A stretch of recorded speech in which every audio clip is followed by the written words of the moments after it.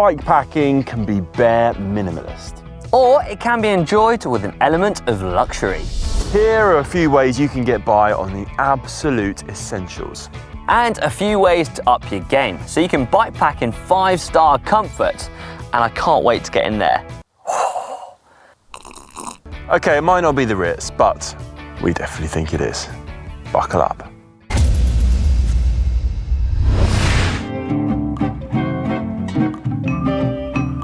Remember, luxury doesn't always mean ease.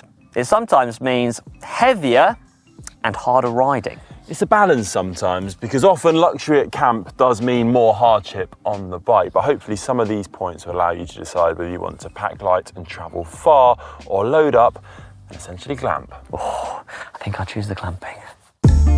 Bivy bag or tent, what should you bring? For me, it's got to be the Bivy Bag, ultimate minimalist setup. These are the benefits for bikepacking with a tent. You ready? Comfort and space. Yep. I mean, this is a 2-man and it offers me loads of space. I've even got a pillow. Perfect. Weather protection. No matter what the weather's doing outside, you're totally protected on the inside. Privacy and security. You feel like you've got your own space. You're away from anyone and I guess anything. Ventilation. Yes, tents are designed to have a good airflow because they've got so much space, which lowers the condensation and the moisture buildup inside the tent.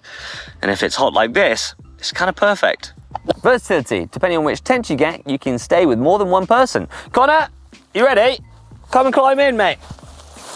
Plenty of room for 2. Oh, hello, mate. Hey, buddy. Oh. See, this is the beauty of it. Yep. You can camp with your mate, I guess. Quite nice and snug, isn't it? Yeah, we could chat all night. Can you give me a back scratch while we get sleep? That would be weird. And last but not least, wildlife protection. Bit of food or kit or equipment you can store in your porch and yourself can be stored inside. Just watch out for bears depending on where you are. Overall, in my opinion, using a tent increases your comfort, your protection, and your overall experience. Now the Bivy Bag's turn. Agreed, it does not look as comfortable as the tent, but its benefits lie in its ease of use and the fact that it is so compact. Lightweight and compact. When you pair these as well with a tarp, which is also super lightweight and compact, you have a really minimalist setup, which is really easy to put in your bags. It's light, so it's not going to be as heavy when you're going up climbs. Super simple as well, really quick to pitch. Just pack it out, pack it in. Don't waste any time messing around with your setup at camp. Quick and easy setup. You essentially just unpack it, pop it on the floor, get your sleeping mat in, and stuff your sleeping bag inside. And you're sorted. It's great for camping in those places where you don't want to be seen by anyone. Stealth camping, leaving no trace, really minimalist, easy to find a camp spot. Versatility and flexibility. Because you don't need to peg these out like a tent, you can literally put them in pretty much any surface possible, which is a major plus when you're looking for somewhere to camp. You're much closer to nature, and everyone knows it's good for the soul, isn't it? Right up there with the grass and the insects and the poo. Personally, I think they're really comfortable, but the best part of it is you can sleep soundly knowing that it didn't cost the earth, because these are pretty much the cheapest option you can get. Overall, I think the Bivy Bag setup is just a super lightweight, flexible option to go for, which makes it really easy to get started camping too. Credit card tour, you know, like restaurants, cafes, bars, shops, or do it yourself. Bring a stove with you, an AeroPress, some extra food. What do you think? Personally, I prefer bringing a stove with me because it just allows you a lot of flexibility. It means you can cook at your camp, you can make yourself a nice cup of coffee in the morning, cook yourself up a bit of grub whilst you watch the sunset, and in the long run it's cheaper too because you're not having to spend all that money in cafes. So here are the benefits for bringing your own cooking equipment. Self-sufficiency. Having your cooking equipment with you means you can cook literally wherever you are and you can rely just on yourself, which in my book is a major plus. Nutrition. Yes, the great thing about bringing your own food with you and cooking it is that you know exactly what you're putting in your body and how many calories too. The great thing about these dehydrated foods is that they've got so many calories and goodness in them, which will help you perform during the day. Chili con carne it is. Cost saving, as I mentioned, if you're able to cook for yourself and bring some supplies with you, over the long run, you're going to save a whole heap of cash. Flexibility and convenience. The great thing about having cooking equipment is that you can cook and eat wherever you are and whenever you are too. Comfort and enjoyment. There is nothing better than a hot meal which you can enjoy in camp while you're setting up all your bits and bobs, and you can get some nice nutritious energy into you, stock up for the next day.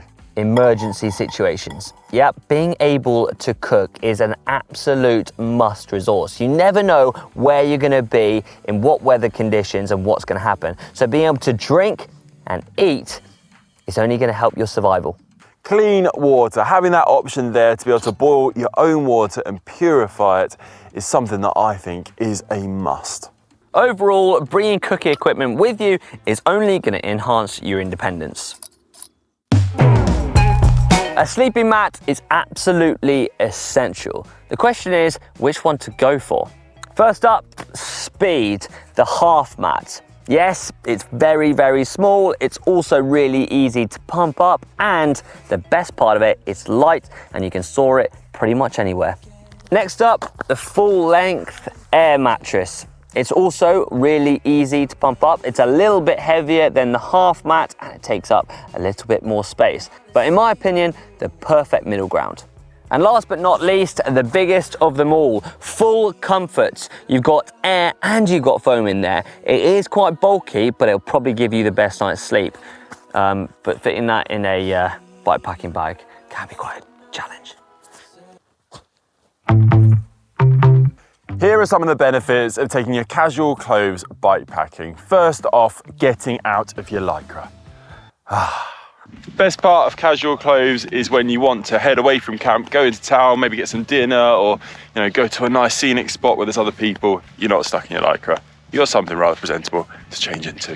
Not that there's anything wrong with lycra, but when you've been smelling in it all day, it can be a little off-putting to others.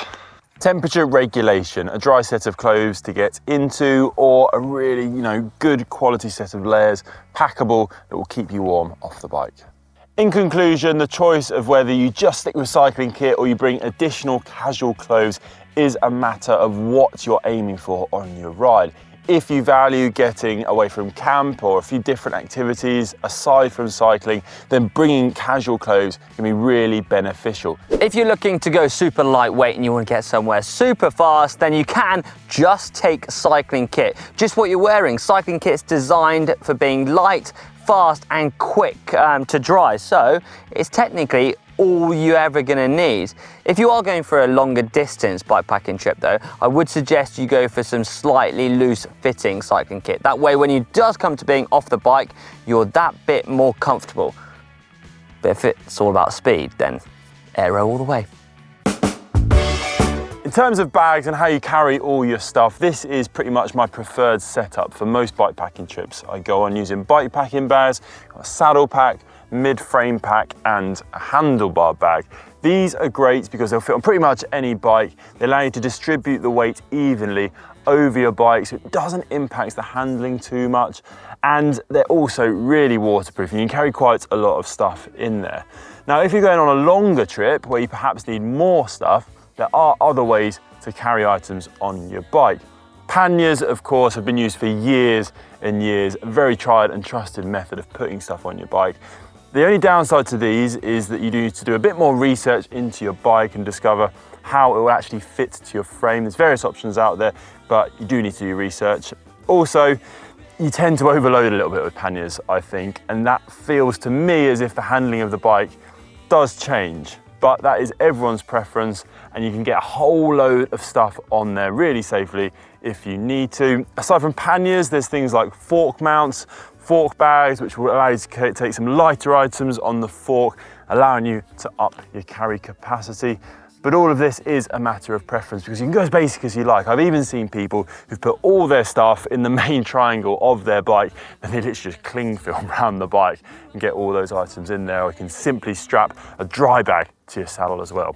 So as we leave camp and head on our own bikepacking adventure, I hope some of these tips and tricks have allowed you to make your own choice about what kind of setup you're going to be taking. Yeah, definitely let us know down in the comments section below. Are you someone that likes to bikepack in comfort, or maybe go more minimalist? You prefer just sleeping under a tree and not having as much stuff to lug up those climbs? We always love to hear from you. Yeah, hit that thumbs up button if you enjoy it, and we'll see you again in the wilderness.